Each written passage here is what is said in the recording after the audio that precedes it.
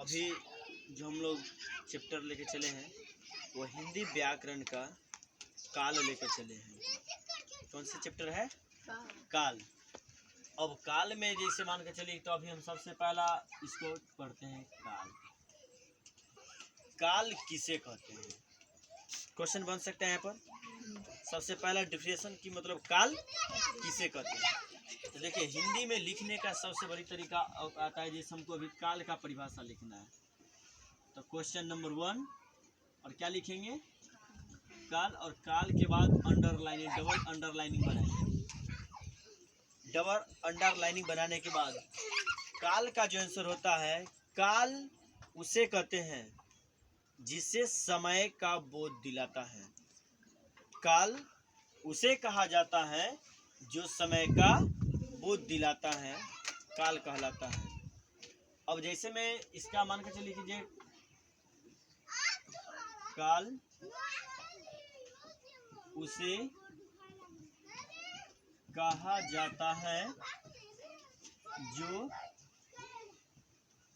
समय का बोध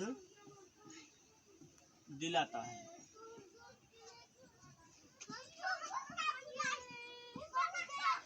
काल कहलाता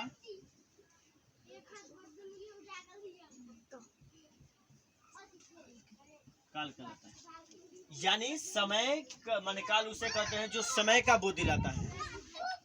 जो समय का बोध दिलाता है क्या कहलाता है? काल कहलाता है। जैसे अभी मान लीजिए आज का दिन, यहाँ पर एग्जाम्पल में आप जैसे में लिख सकते हैं, आज मैं पढ़ने जाऊंगा। एक समय है ना कि आज हम कहाँ जाएंगे? पढ़ने जाएंगे। काल उसे कहते हैं जो समय का बोध दिलाता है, उसे काल कहते हैं। और जैसे मान के चलिए जो समय का बोध में आ जाता है, जैसे आज मैं कहाँ जाऊंगा? पढ़ने जाऊंगा। आज मैं पढ़ने जाऊंगा। तो अभी समय हो गया कि आज की बात चल रहा है, कल क्या बात चले, परसों का बात चले, नेक्स्ट दिन का बात चले, यानी ऐसे क्रियाओं को हम क्या कहेंगे? काल। यानी इस काल का सबसे महत्वपूर्ण यही बात आता है जो समय का बोध दिलाता है। समय का वो जो बोध दिलाता है काल कहलाता है। दूसरा एग्जाम्पल यदि हम लेते हैं तो लिखेंगे कि मोहन आम क्या है? खाता है। तो इमें मान के चलिए कि इसमें कहेगा जो समय का बोध दिलाता है, तो ये क्या काल कहलाएगा? ये टेंस बिल्कुल क्या होगा? गलत होगा, क्योंकि यहाँ पर मोहन आम खाता है, यहाँ पर कोई समय तो नहीं दिखा रहा है। अब यही टेंस को देखिए पकड़ कहाँ पर समय का दिलाएगा। अब जैसे बनेगा, अभी देखिए टेंस मेरा क्या था कि मोहन आम खाता है, तो खाता है पर यह समय का तो बोध नहीं दिलाता है, ये तो क्रिया हो गया काम करने की। अब इसी टाइप पर यदि देखिए बनेगा कि मोहन कल कहाँ? पटना जाएगा। अब यहाँ पर देखिए कि मोहन आम के जगह पर क्या हुआ कि पटना हो गया। मोहन क्या हुआ कि मोहन के जगह मोहन हुआ, आम के जगह पटना हो गया, और खाता के जगह पर कल हो गया। पर जब यह टेंस बदल गया तो देखिए इसका सीधा कि समय का बोध दिला गया कि मोहन कल, मतलब समय का बोध हो गया। कल क्या है?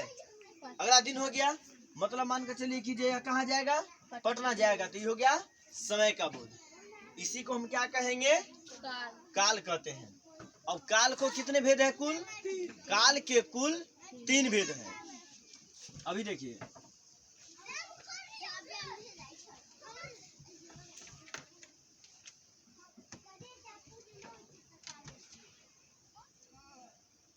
काल के कितने भेद है?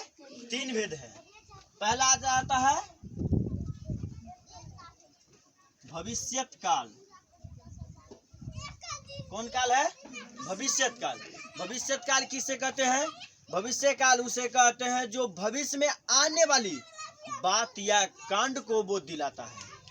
भविष्यत काल उसे कहते हैं जो भविष्य में आने वाली बात या कांड का बोध दिलाता है, भविष्यत काल कहलाता है।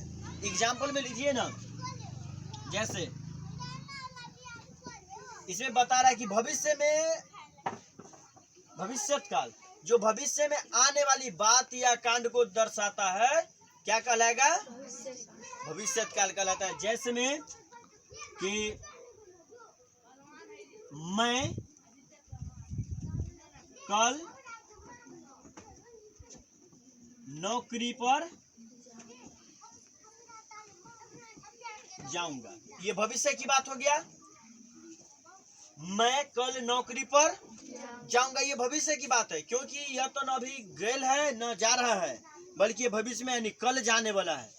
तो यदि नेक्स्ट दिन जाने वाला है, भविष्य में ही जाने वाला है ना, जो आगे की बात बतलाता है, जो आगे की भविष्य की अनुमान लगाया जाता है, उसे भविष्य काल कहते हैं। जैसे कि कल मैं नौकरी पर जाऊंगा, या कल